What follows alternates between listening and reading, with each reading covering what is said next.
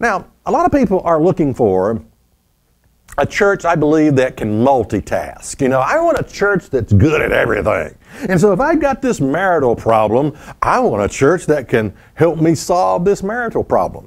And if I've got this addiction to cigarettes or porn or whatever it may be, alcohol, I want a church that's good at helping me overcome that and can give me instructions on how to overcome that. And if I am struggling with my finances, I want a church that can teach me how to solve all of my financial problems. In other words, they want a church, a multitasking church, a church that's good at everything. Now, some of you are deceived in believing that you're good at multitasking. I used to think I was good at it. I would start 10 projects at one time because I'd get bored with one very quickly. And so for that reason, I'd start 10 projects all at the same time, and I'd go from that one, back and forth, you know. But let me tell you what the definition of multitasking is.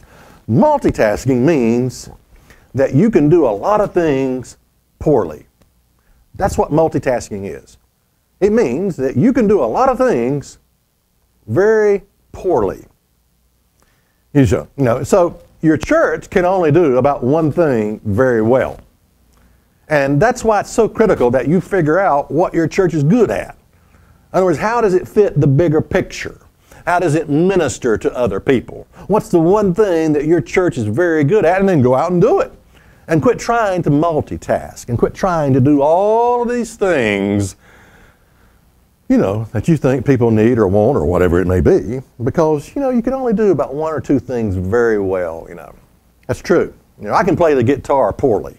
Why? Because it's not a priority. I take it off the wall and run through a few riffs and then put it back up, and it's not a priority in my life. And so I play it poorly.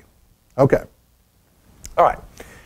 Now, the way I look at churches and ministries is I look at them as stepping stones on the way to something greater. No one church has all the answers.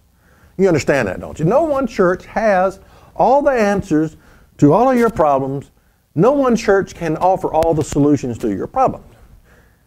So it's important to understand here that you're not just going to find all the answers to your problems from one church. All right, Jesus said this. He said this, and I say unto you, ask and it shall be given to you, and you shall find. Knock and it shall be open. Seek and you shall find. Knock and it shall be open unto you. And again, this concept of asking and seeking and looking and searching.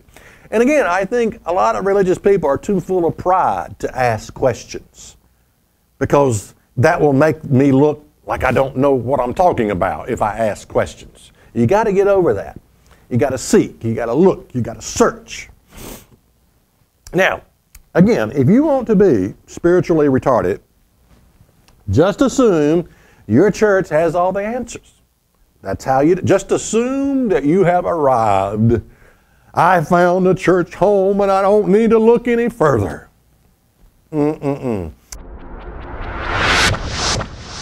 Is that really in the Bible? What you think is in the Bible is not.